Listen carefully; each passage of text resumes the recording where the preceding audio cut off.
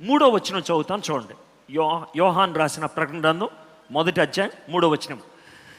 సమయము సమీపించినది గనుక ఈ ప్రవచన వాక్యములు చదువువాడును వాటిని విని ఇందులో వ్రాయబడిన సంగతులను గైకొను వారును ధన్యులు. ప్రవచన వాక్యము రాసేది ప్రవక్త. కాబట్టి నేను ప్రవక్తని, నేను రాస్తున్న మాటలు ఇవి. అది తాను ప్రవక్తగా ఉన్నట్లు ఆయన చాలా స్పష్టంగా రాశాడు. 9వ వచనం చూసినట్లయితే ఆయన పట్మసు ద్వీపంలో ఉన్నట్లు రాస్తున్నాడు. 9వ వచనం, మీ సహోదరుడును యేసును బట్టి కలుగు శ్రమల్లోను రాజ్యములోను సహనములోను పాలివాడినైన యోహానును నేను దేవుని వాక్యము నిమిత్తమును యేసును గూర్చిన సాక్ష్యము నిమిత్తమును పద్మసు ద్వీపమున పరవాసినైతిని. ఆయన ఏమన్నాడు, ఎందుకున్నాడు రాస్తున్నాడు. తాను ప్రవక్తని అని రాశాడు. తాను దేవునికి సాక్షిగా ఉండటం బట్టి ఆయన్ని పద్మసు ద్వీపంలో పడేశారని రాశాడు. ఆయన ఇంకేం చెప్తున్నాడు, నేను మీతో సహానుభవం కలిగిన వాడిని అని మనంతో పోల్చుకుంటూ ఆయన రాసుకుంటూ వచ్చాడు. సో దీంతో మనకు అర్థమైపోతుంది యోహాను పద్మసు ద్వీపంలో ఉన్నాడని, ఆయన ప్రవక్త అని. యోహాను ప్రవక్త అని ఇంకొకసారి ఒప్పుకున్నాడు. 22వ అధ్యాయం 22వ అధ్యాయం 6వ వచనం నుంచి చెప్తున్నాను.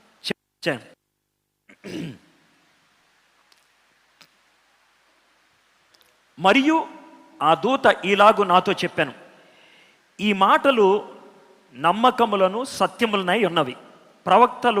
ప్రవక్తల ఆత్మలకు దేవుడగు ప్రభు త్వరలో సంభవింపవలసిన వాటిని తన దాసులకు చూపుటకై తన దూతను పంపెను. ఇదిగో నేను త్వరగా వచ్చుచున్నాను. ఈ గ్రంథములోని ప్రవచన వాక్యములను గైకొనువాడు ధన్యుడు. 8వ వచనం, యోహానను నేను ఈ సంగతులను వినినవాడను చూచినవాడను. నేను విని చూచినప్పుడు వాటిని నాకు చూపుచున్న దూత పాదములు ఎదుట నమస్కారము చేయుటకు సాగిలపడగా అతడు, వద్దు సుమి, నేను నీతోనూ ప్రవక్తలైన నీ సహోదరులతోనూ ఈ గ్రంథముందన్న వాక్యములను గైకొను వారితోనూ సహా దాసుడను, దేవునికే నమస్కారము చేయమని చెప్పాను. నువ్వు ప్రవక్తవి, నేను కూడా ప్రవచనాన్ని తీసుకొచ్చిన వ్యక్తిని అని ఆ దేవదూత చెప్పినట్లు మనం చూస్తాం. కాబట్టి యోహాను ప్రవక్త, దేవుడు ఆయన్ని ప్రవక్తగా వాడుకున్నాడు. చాలా స్పష్టంగా సంఘానికి ఈ ప్రాముఖ్యమైనటువంటి ప్రవచనాన్ని ఇచ్చామన్నాడు తెలుసా. వీటిని చదివి అర్థం చేసుకొని జీవితంలో అన్వయించుకొని వాడు ధన్యుడు. సో దాంతో మీకు అర్థమైపోతుంది ప్రకటన గ్రంథం ఎంత ప్రాముఖ్యమైనటువంటి గ్రంథమో మన విశ్వాసుల జీవితంలో అనే దాన్ని దీంతో మనం అర్థం చేసుకోగలుగుతాం. కాబట్టి యోహాను ఆ పరిస్థితుల్లో రాశాడు. యోహాను రాసినటువంటి పరిస్థితి. యోహాను ఎవరికి రాశాడు ఈ యొక్క ఉత్తరాలు? మొదటి అధ్యాయం 10వ వచనం.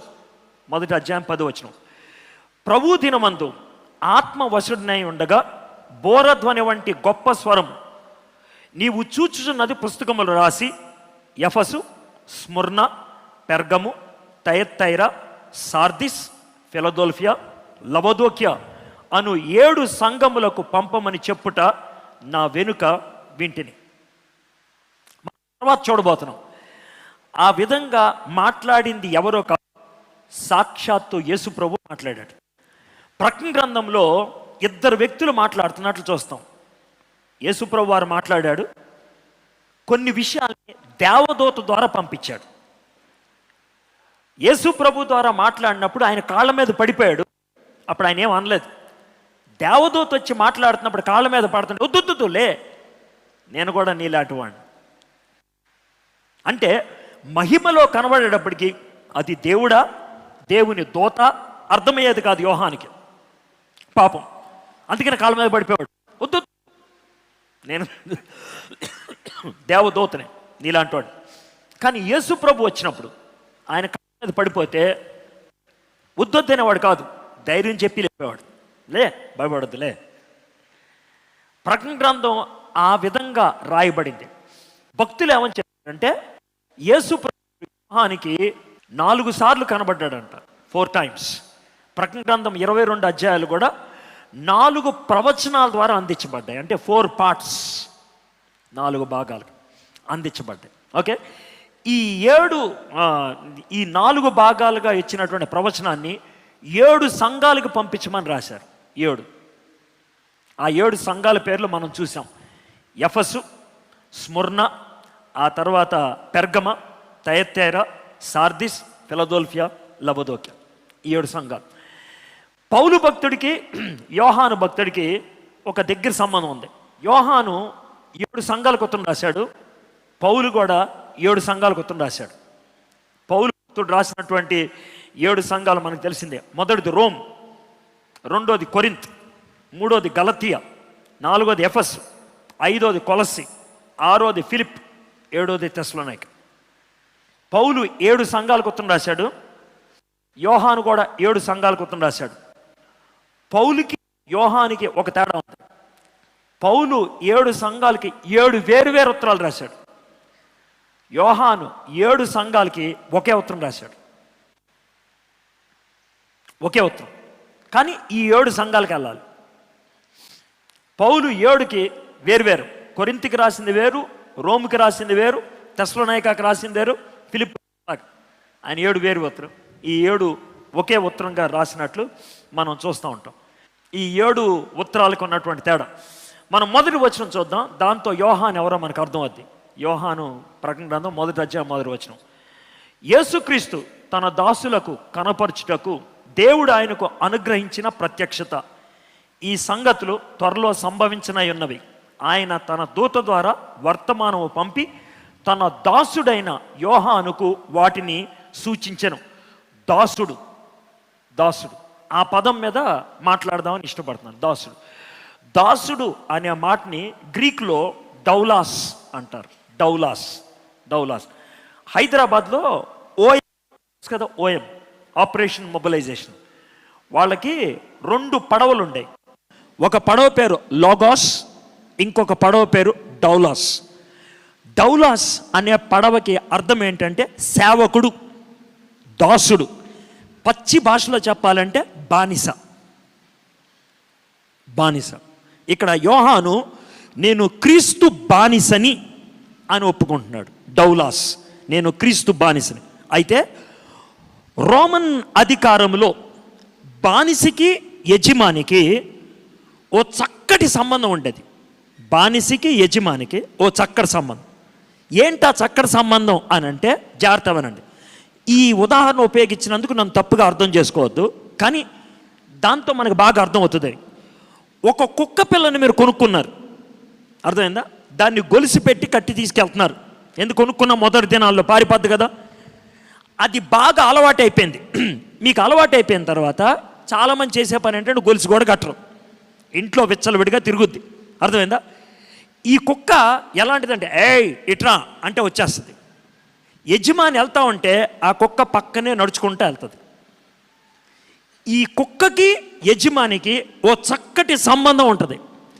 యజమాని వైపే చూస్తుంది, యజమాని యొక్క ఆదేశాల కోసం చూస్తుంది. వెళ్ళు అంటే వెళ్తుంది, ఆగు అంటే ఆగుద్ది. నా యజమాని ఎవరిని అటాక్ చేస్తారేమో అని జాగ్రత్తగా కాపాడుతూ ఉంటుంది. ఇది ఒక కుక్క చేసే పని. అదేవిధంగా రోమన్ సామ్రాజ్యంలో మనకి మార్కెట్లో, మనం కుక్కలు ఎలా మార్కెట్లో కొనుక్కుంటాము, గేదెలు ఎలా మార్కెట్లో కొనుక్కుంటాము, అదేవిధంగా బానిసల మార్కెట్ ఉంటుంది. మనుషుల్ని మార్కెట్లో అమ్ముతారు. ఆ బజార్లో ఒక పెద్ద స్టేజ్ ఉంటుంది. మొన్న ఈ మధ్యనే అమెరికా వెళ్ళినప్పుడు మిసిసిపి అనే ఒక ప్రాంతానికి వెళ్ళాం. నది పక్కన ఒక స్టేజ్ ఉంది. ఆ స్టేజ్ చూపించామన్నారు తెలుసా? ఈ స్టేజ్ ఎందుకు కట్టారు తెలుసా? ఇక్కడ బానిసలను అమ్ముతారన్నారు. మొన్న మంచి దాకా ఒక 70 ఏళ్ల క్రితం దాకా కూడా బానిసలను అమ్మారు.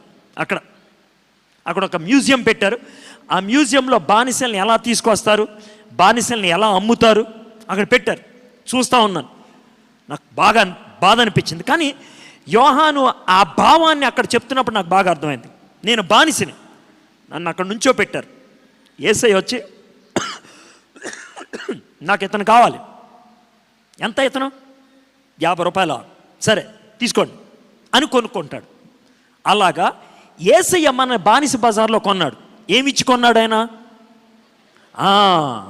డబ్బులు ఇచ్చి కాదు, తన స్వరక్తం ఇచ్చి. అంటే మీకు అర్థం అవడానికి చెప్తున్నాను. నన్ను స్వరక్తం ఇచ్చి కొన్నాడు. తన ప్రాణాన్ని పెట్టి, నాకు ఆయన కావాలి, మీకేం కావాలి చెప్పండి, నీ ప్రాణం కావాలయా, తీసుకోండి నా ప్రాణం అని వదిలిపెట్టాను. అదనమాట భావం. ఆ విధంగా నాకు ప్రాణమిచ్చి నన్ను కొనుక్కున్న వ్యక్తికి నేను వదిలేసి ఎక్కడికి వెళ్ళను? చేతులు కట్టుకొని అలాగే ఉంటా. అయ్యా మీరేం చెప్తే అది చేస్తాను. మీరు కూర్చోమంటే కూర్చుంటా, మీరు నుంచోమంటే నుంచుంటా, మీరు వెళ్ళమంటే వెళ్తా, మీరు పడుకోమంటే పడుకుంటా. చచ్చిపో అన్నారనుకో చచ్చిపోతాను. దాసుడను అంటే అది భావం అన్నమాట. బాండ్ స్లేవ్ అంటారు. బాండ్ స్లేవ్ అంటే ఉద్యోగం చేసే వాళ్ళకి అర్థమవుతుంది. ఉద్యోగం చేసే వాళ్ళకి ఏమవుతుందంటే, మనం ఉద్యోగంలో జాయిన్ అయినప్పుడు కొన్నిసార్లు బాండ్ రాస్తారు, 5 ఏళ్ళ దాకా నేను వదలను. ఒకవేళ వదిలేవనుకో, ఇంత కడితే కానీ వదలడానికి వీల్లేదంటారు. నిన్ను ఒకవేళ తీసారనుకో, తీసేపటిగా ఇంత కడితే కానీ నిన్ను తీయకూడదు, నిన్ను తీయకూడదు, నువ్వు పోకూడదు. అది బాండ్. బాండ్ స్లేవ్ అంటే నాకు ఆయన కట్టుబడిపోయాడు కాబట్టి నేను ఆయనకు కట్టుబడిపోతాను. యోహాను ఆ విధంగా తన్ను తాను పరిచయం చేసుకుంటున్నాడు. ఆయన ఈ ఉత్తరం రాస్తున్నాడు. అయితే యోహాను పత్రికను, అది ప్రకటన గ్రంథాన్ని ఎవరు రాశారు? Who is the author? చాలా విచిత్రం అనిపిస్తుంది తెలుసా. నాకేమనిపిస్తుంది అంటే, చాలామంది వర్షిప్ లీడర్స్ ఉన్నారు కదా, కారుణ్య, జ్యోతి, వీళ్ళందరూ ఉన్నారు కదా, మీరు జాగ్రత్త వినండి. మొదటి అధ్యాయాన్ని మంచి వర్షిప్ లీడర్ ధ్యానం చేస్తే కొన్ని వందల పాటలు రాయొచ్చు జస్ట్ ఒక్క అధ్యాయం మీద. యేసుక్రీస్తుని పరిపూర్ణంగా వర్ణించినటువంటి అధ్యాయం ఏదైనా ఉన్నదంటే ప్రకటన గ్రంథం మొదటి అధ్యాయం. బైబిల్లో ఉన్నటువంటి త్రిత్వ దేవుణ్ణి అద్భుతంగా వర్ణించినటువంటి అధ్యాయం బైబిల్లో ఏదైనా ఉందంటే ప్రకటన గ్రంథం మొదటి అధ్యాయం. అయితే ప్రకటన గ్రంథం ఎవరు రాశారో చూద్దాం. 4వ వచనం చదువుతున్నాను. యోహాను ఆసియాలో ఉన్న 7 సంఘములకు శుభమని చెప్పురాయినది. యోహాను రాస్తున్నాడు అంటే రైటర్ ఎవరో? యోహాను. కానీ యోహానికి ఎవరు డిక్టేట్ చేస్తున్నారు చూద్దాం. వర్తమాన భవిష్యత్ కాలములలో ఉన్న వాని నుండి, ఆయన సింహాసనము ఎదురునున్న 7 ఆత్మల నుండి, నమ్మకమైన సాక్షియు, మృతుల్లో నుండి ఆది సంభితుడిగా లేచిన వాడును, భూపతులకు అధిపతినైన యేసుక్రీస్తు నుండియు అనే మాట ఎన్నిసార్లు ఉంది చెప్పండి నాకు? నుండియు 3 సార్లు కనబడుతుంది. మళ్ళీ చూద్దాం. 4వ వచనం 2వ భాగం. వర్తమాన భవిష్యత్ కాలములలో ఉన్న వాని నుండి, ఇది మొదటిసారి. ఆయన సింహాసనం ఎదురునున్న 7 ఆత్మల నుండి, ఇది రెండోది. నమ్మకమైన సాక్షియు, మృతుల్లో నుండి ఆది సంభూతుడుగా లేచిన వాడును, భూపతులకు అధిపతియునైన యేసుక్రీస్తు నుండి. 3 సార్లు కనబడింది కదా. అంటే 3 కలిసి చెప్పారు ఈయనకి. ఎవరు ఆ 3? చాలా స్పష్టంగా చూద్దాం. అయితే ఒక చిన్న మాట చెప్తున్నాను. ప్రకటన గ్రంథం ఒక విధంగా పాత నిబంధనలో ఏదైతే గజిబిజిగా రాశారో దాని పరిపూర్ణత ప్రకటన గ్రంథం. అది మనం ఇక్కడ చూస్తాం. ఎలాగంటే వర్తమాన భవిష్యత్ కాలంలో ఉన్నవాడుని, అంటే ఇదివరకు ఉన్నాడు, ఇప్పుడున్నాడు, భవిష్యత్తు ఎప్పుడు ఉండేవాడు. ఎవరైనా ఎప్పుడు ఉండేవాడు అంటే మనకి ఒక ఆయన గుర్తు రావాలి. పాత నిబంధనలో ఎవరు గుర్తు వస్తారు చెప్పండి నాకు? మోషే ఒకసారి అడిగాడు, బాబు నీ పేరేంటి, నువ్వెవరివే? గుర్తొచ్చిందా మీకు? మండుచున్న అగ్ని గుండంలో అగ్నిలో ఉన్నప్పుడు, పొదలో ఉన్నప్పుడు అడిగాడు, అయ్యా మీ పేరేంటి, మీరెవరో? దేవుడు కనబడ్డాడా, నువ్వు చెప్తున్నావు, ఆయన పేరేంటి అని అడుగుతారు. ఏం చెప్పాలి? అప్పుడు ఆ మండుచున్న పొద మధ్యలోంచి ఆయన మాట్లాడుతున్నాడు. ఏమని ఆలోచించి ఉంటాడు తెలుసా? ఇక్కడున్న మీ అందరి పేర్లు ఉన్నాయి కదా, మీ అందరి పేర్లు. మీకు పేరు ఎవరు పెట్టారు? మీ పేరు మీ నాన్నో, మీ అమ్మో, మీ తాతయ్యో, మీ బాబాయో, లేదా మీ పాస్టర్ గారో ఎవరో పెట్టారు, వాళ్ళ పేర్లు పెట్టారు. మీకు పేరు పెట్టిన వాళ్ళు మీకంటే ముందున్నారా, మీ తర్వాత ఉన్నారా? కదా.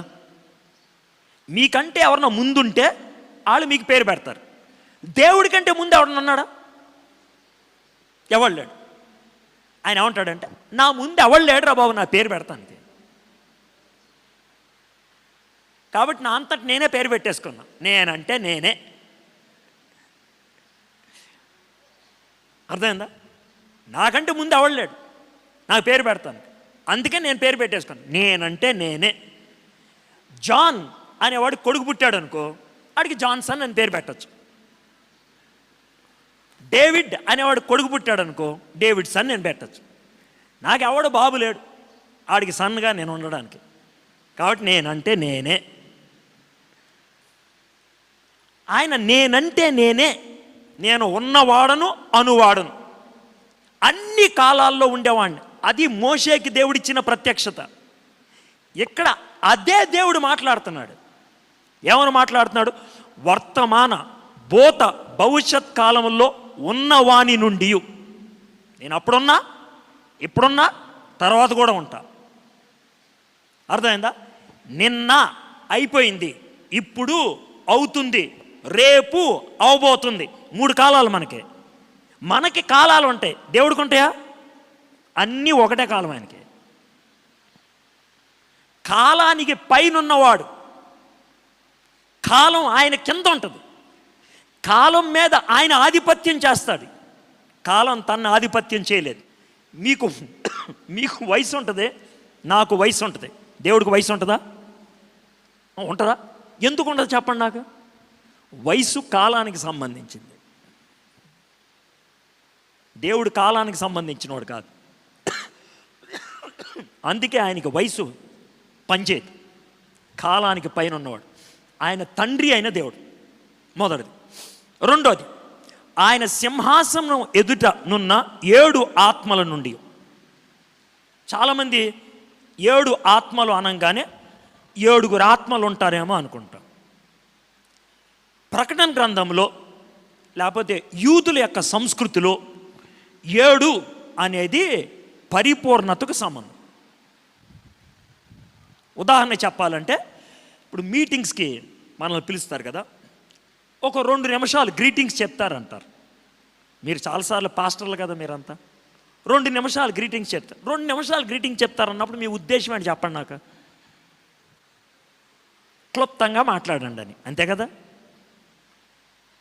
సో 2 నిమిషాలు అన్నప్పుడు మీ భావం ఏంటంటే కొద్ది మాట్లాడు అని. అదేవిధంగా యూదుల ఆచారం 7 అని ఎప్పుడైనా ఉపయోగిస్తే పరిపూర్ణం అని అర్థం. మీకు 2 అనేది సంక్షిప్తం అనేది ఎలాంటి భావమో, 7 అనేది పరిపూర్ణం అనేది యూదులకి. 7 ఆత్మలు అంటే పరిపూర్ణమైన ఆత్మ అని అర్థం. అంతేగాని 7 భాగాలు ఉంటాయని అట్లా అనుకోవద్దు. యూదుల భావం అది. ప్రకటన గ్రంథం మొత్తంలో 7 54 సార్లు కనబడుతుంది, 54 టైమ్స్. దాని గురించి మళ్ళీ తర్వాత చూస్తాం. కానీ ప్రస్తుతానికైతే ఇది చూడండి. సో మొదట తండ్రి దేవుడు, రెండోది ఎవరు? పరిశుద్ధాత్ముడు, మూడోది కుమారుడైన. సర్వసాధారణంగా త్రిత్వాన్ని మనం సంబోధించేప్పుడు తండ్రి, కుమార, పరిశుద్ధాత్మ. కానీ ఇక్కడ రాసినప్పుడు ముందు తండ్రి, తర్వాత పరిశుద్ధాత్మ, తర్వాత కుమార్. ఎందుకు సార్ అట్లా రాశారు అని అంటే, బైబిల్లో ఎవరి గురించి అయితే వివరంగా రాయదలుచుకున్నారో వాళ్ళ గురించి చివరి చెప్తారు. చిన్న ఉదాహరణ చెప్తాను మీకు. ఇప్పుడు ఒక మీటింగ్లో ఒక స్పీకర్ని పరిచయం చేయకముందు ఈ మీటింగ్కి ఆర్గనైజ్ చేసిన వాళ్ళు అన్ని చెప్పి చిట్ట చివరగా ఈరోజు వర్తమానం అందించే వ్యక్తిని పిలుస్తున్నాను అంటారు. అవునా కదా? ఎందుకంటే నెక్స్ట్ ఆయన కదా మాట్లాడాల్సిందే. ముందు ఆయన గురించి చెప్పేస్తే కనుక తర్వాత ఏం మాట్లాడో తెలియదు. అంతే ఆయన గురించి ఎవరు చెప్తారు. ఈ ప్రకటన గ్రంథం అంతా కూడా ఎవరి గురించి? యేసే గురించి. అందుకే ఆయన గురించి ఎవరు చెప్పారు? తండ్రి ఊరినే పరిచయంకే, పరిశుద్ధాత్ముడు ఊరినే పరిచయంకే. అసలు మెయిన్ హీరో ఎవరో తెలుసా? యేసే. అందుకనే యేసేని చివర పరిచయం చేస్తున్నాడు. యేసేని పరిచయం చేసేటప్పుడు ఏమని రాస్తున్నాడు చూడండి. నమ్మకమైన సాక్షియు. ఎవరికి నమ్మకమైన సాక్షి? తండ్రి పరిశుద్ధాత్మనికి. మృతుల్లో నుండి ఆది సంభూతుడిగా లేచిన వాడును, భూపతులకు అధిపతినైన యేసుక్రీస్తు నుండి కృపా సమాధానములు మీకు కలుగునుగాక. కాబట్టి ఈ 4, 5 ఈ 2 వచనాల్లో త్రిత్వ దేవుణ్ణి పరిచయం చేస్తున్నాడు. ప్రకటన గ్రంథంలో ప్రతి విషయాన్ని మనం చాలా స్పష్టంగా అర్థం చేసుకోగలుగుతాం. ఆయన హీరో. 22 అధ్యాయాలు యేసు ప్రభు యొక్క గొప్పతనం గురించి చూపిస్తున్నాడు. The greatness of Jesus Christ. The greatness of Jesus Christ. యేసుక్రీస్తు గురించి మనం 8వ వచనం లోపల, ఏది 6, 7, 8 ఈ 3 వచనాల లోపల ఎన్ని విషయాలు చెప్తాడో చూద్దాం. ఈ మొదటి భాగంలో అది చూడటానికి మనం ప్రయత్నం చేద్దాం. 6వ వచనం చదువుతున్నాను. యేసు ప్రభు ఎవరో చెప్తున్నాడు. మనలను ప్రేమించుచు తన రక్తం వలన మన పాపముల నుండి మనల్ని విడిపించిన వానికి మహిమయు ప్రభావమును యుగ యుగములు కలుగునుగాక. ఆమెన్. ఆయన మనలను తన తండ్రి యగు దేవునికి ఒక రాజ్యముగాను యాజకులుగాను చేశాను. ఈ ఒక్క వచనం మీద 1 గంట ప్రసంగం చేయొచ్చు. మీకు అవుట్లైన్ ఇస్తానంతే. ఈ ఒక్క వచనం మీద 1 గంట ప్రసంగం చేయొచ్చు. అంటే అంత ఆలోచించవచ్చు మనం.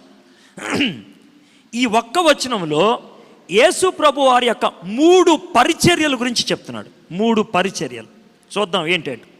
మొదటి పరిచర్య, ఆయన ప్రేమించేవాడు. మనలను ప్రేమించుచు. ఆయన పరిచర్య ప్రేమలో ఉత్పన్నమైనది. ఆయన పరిచర్యకు పునాది ప్రేమ. ఆయన పరిచర్యకు కారణం ప్రేమ. ఆయన చేసింది ఏదైనా ప్రేమను బట్టే. నిన్ను తిట్టాడంటే ప్రేమించాడు కాబట్టి, నిన్ను దగ్గరికి తీసుకున్నాడంటే ప్రేమించాడు కాబట్టి, నిన్ను రక్షించాడంటే ప్రేమించాడు కాబట్టి, నిన్ను పరలోకములోకి తీసుకెళ్ళాడంటే ప్రేమించాడు కాబట్టి. ఇది మొదటిది, ప్రేమించటం. మొదటి పరిచర్య. తన రక్తం వలన మన పాపముల నుండి మనల్ని విడిపించినవాడు. మొదట ప్రేమించినవాడు, రెండోది పవిత్రపరిచినవాడు. He loved us, he liberated us. మొదట ప్రేమించాడు, రెండోది పవిత్రపరిచాడు, పాపము నుండి మనల్ని విడిపించాడు. ప్రేమించడం ఆయన తత్వం, పాపం నుంచి విడిపించడం ఆయన పరిచర్య. అవునా కదా? ప్రేమించడం ఆయన తత్వం, ప్రేమించకుండా ఉండలేడు, అది ఆయన తత్వం. మనల్ని పవిత్రపరచడానికి ఏం చేశాడు ఆయన? ఇక్కడ ఉంది. ఏం చేశాడు చెప్పండి? మనల్ని పవిత్రపరచ, మన పాపముల నుండి, తన రక్తం వలన మన పాపముల నుండి మనల్ని విడిపించను, రక్తాన్ని కార్చాడు, లిబరేటెడ్ us. ఇక మూడోది, ఆయన మనలను తన తండ్రి యగు దేవునికి ఒక రాజ్యముగాను యాజకులుగాను చేశాను. పైకి లేవనెత్తాడు. ప్రేమించాడు, పవిత్రపరిచాడు, పైకి లేవనెత్తాడు. మొదటిది లవ్డ్ us, రెండోది లిబరేటెడ్ us, మూడోది లిఫ్టెడ్ us. లిఫ్టెడ్ us అంటే మనము బూడిదలో ఉన్నవాళ్ళం, గుంటలో ఉన్నవాళ్ళం, పనికి మాలిన వాళ్ళం. ఏం చేశాడు? లేపి తండ్రికి ఉపయోగపడే యాజకులుగా చేశాడు. లేపి తండ్రికి ఉపయోగపడే సాధనాలుగా చేశాడు. ఈరోజు మనల్ని పాస్టర్ గారు అని పిలుస్తున్నారంటే మనం వేసుకున్న బట్టలకా, మనం కలిగి ఉన్న డిగ్రీలకా, మనం చదివిన చదువులకా, మనం సంపాదించిన ఆస్తికా? కాదు. ఒకవేళ అది నీకు గౌరవాన్ని ఇస్తే నీ చావుతో గౌరవం పోద్ది. నీకు బట్టలు లేకపోతే గౌరవం పోద్ది, నీ బిల్డింగ్ కూలిపోతే గౌరవం పోతుంది, నువ్వు ప్రసంగం చేయడం ఆపేస్తే గౌరవం పోద్ది. అయితే నిన్ను పాస్టర్ గారు, దేవుని సేవకులు అని మిమ్మల్ని పిలిచినప్పుడు వాళ్ళు మీకు ఇచ్చినటువంటి ఆ గౌరవం దేవుడు మిమ్మల్ని లేవనెత్తిన స్థాయిని బట్టి వస్తే, మీకు స్థాయిని ఎవరిచ్చారు తెలుసా? దేవుడు. దేవుడు ఉన్నంత కాలం మీ స్థాయికి దోకాలేదు. ఏమంటారా? ఇప్పుడు మీకు అర్థమైంది కదా?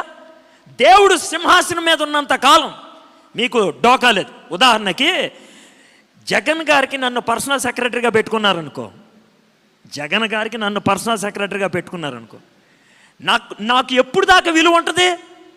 జగన్ ముఖ్యమంత్రి ఉన్నంతకాలం. ఆయన దిగిపోతే నన్ను ఎవడు పట్టించుకోడు. ఆయన పర్సనల్ సెక్రటరీనే. అరే ఒకప్పుడు జగన్ సెక్రటరీరా, బాగా తిరిగేవాళ్ళే, ఇప్పుడు లేదులే. ఇప్పుడు నీకు అర్థమైంది కదా. అయితే మనము దేవునికి సేవకులం అనుకో, దేవుడి సింహాసనం మీద ఉన్నంతకాలం మనకు పరువు ఉంటుంది. ఇప్పుడు నీకు అర్థమైంది కదా. ఆయన సింహాసనం ఎప్పుడైనా దిగుతాడా? మన పరువు ఎప్పుడైనా పోద్దా? పోదు. అది విషయం.